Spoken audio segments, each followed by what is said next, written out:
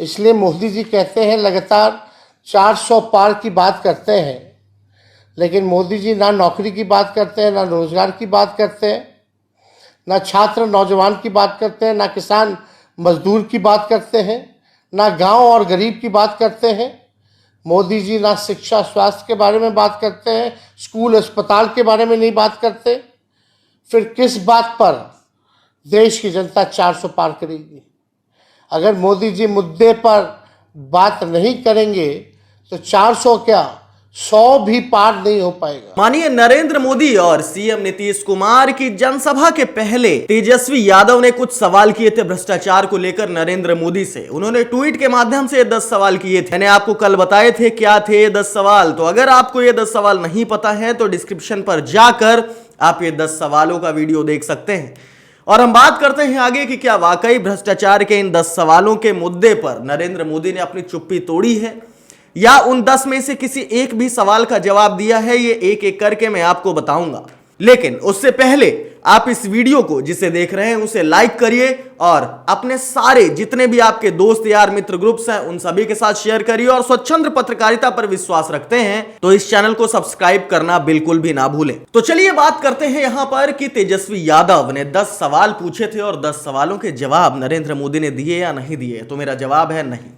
नरेंद्र मोदी बात करते हैं हिंदू मुस्लिम की, नरेंद्र मोदी बात करते हैं वामपंथी और दक्षिणपंथी की, नरेंद्र मोदी बात करते हैं किसी अन्य मुद्दे की, नरेंद्र मोदी बात करते हैं धर्म की, लेकिन वो भ्रष्टाचार के खिलाफ जो सवाल पूछे गए ना तो उसका उत्तर देते हैं और ना ही उसकी कोई बात करते नजर आते हैं।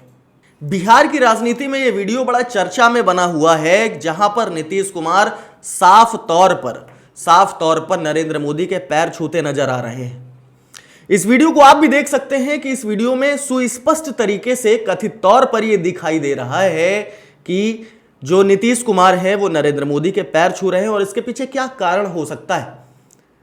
देखिए, तेजस्वी यादव जो कि सवाल कर रहे हैं प्रधानमंत्री नरेंद्र मोदी से, उसके बारे में हम बाद में चर्चा करेंगे, लेकिन पहले अगर इस वीडियो की सच्चाई तक जाएं तो मैं आपको बता देना चाहता हूं कि सीएम नीतीश कुमार वही सीएम हैं जिन्होंने जब गुजरात दंगे हुए थे तो उस समय नरेंद्र मोदी की अवहेलना की थी और करीब 10 वर्षों तक नरेंद्र मोदी से कोई संपर्क भी नहीं रखा था।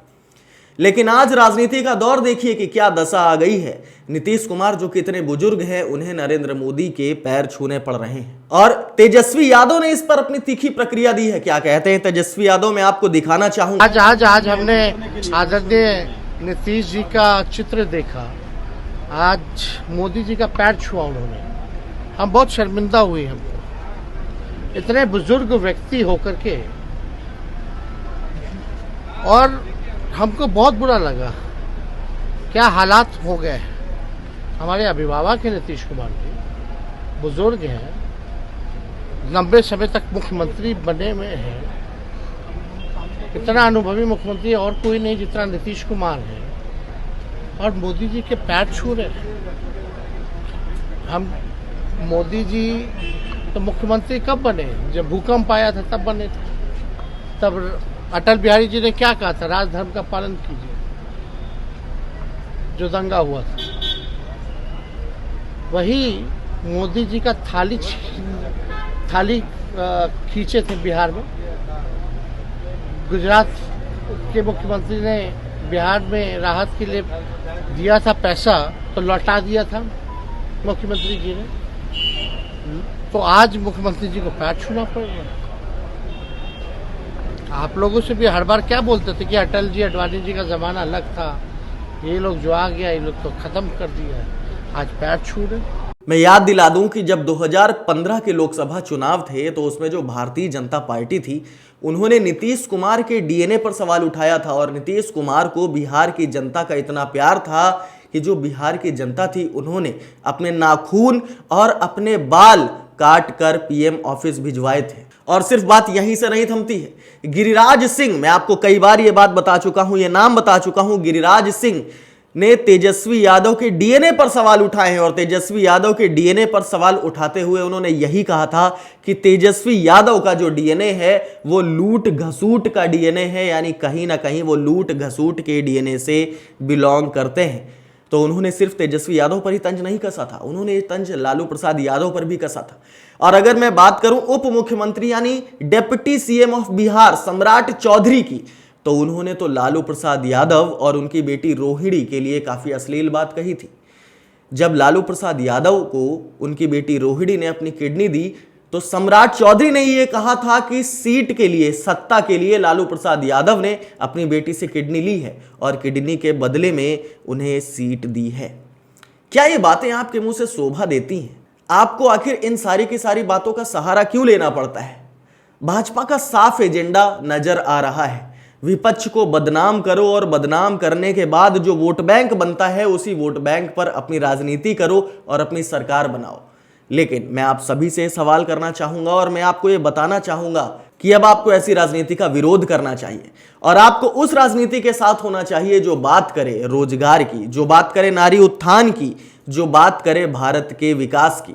सिर्फ विकास बोलने से विकास नहीं होता है, विकास करने से विकास होता है। ये वही बीजेपी है जो नारी उत्थान की बात करती है, धर्म की बात करती है, लेकिन रोहिणी और लालू प्रसाद यादव के बारे में जो कहा गया, क्या वो नारी का अपमान नहीं है? कहीं ना कहीं ये लोग अपनी लक्ष्मण रेखा को पार करते नजर आते हैं। और अब वापस आते हैं उसी मुद्दे पर जहां पर तेजस्वी यादव ने भ्रष्टाचार के खिलाफ नरेंद्र मोदी से 10 सवाल पूछे थे, लेकिन नरेंद्र मोदी इस पर पूरी तरीके से चुप है। नरेंद्र मोदी धर्म का सहारा लेते नजर आते हैं। क्या कहते हैं नरेंद्र मोदी, मैं आपको एक ट्वीट में दिखाना चाहूंगा। नरेंद्र मोदी कहते हैं, नवादा बिहार एक सार्वजनिक रैली में प्रधानमंत्री नरेंद्र मोदी ने कहा, इंडी गठबंधन वाले सनातन धर्म को समाप्त करने की बात करते हैं। कांग्रेस पार्टी के नेता खुलेआम बयान दे रहे हैं कि वे दक्षिण भारत को अलग कर देंगे। कांग्रेस ने जो अपना घोषणा पत्र जारी किया है उसमें भी मुस्लिम लीग के विचारों की छाप है।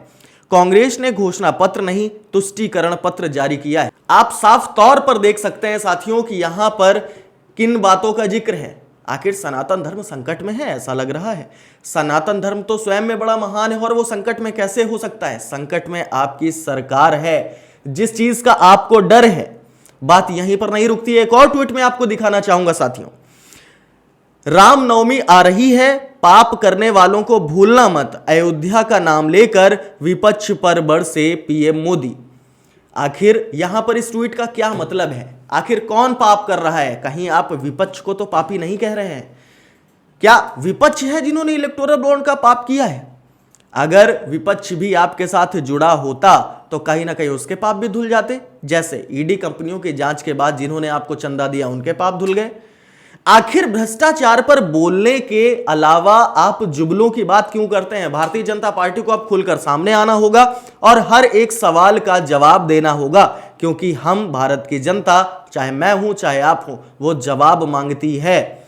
चलिए मिलते हैं किसी अन्य मुद्दे पर। इजाजत दीजिए योगेश शुक्ला को।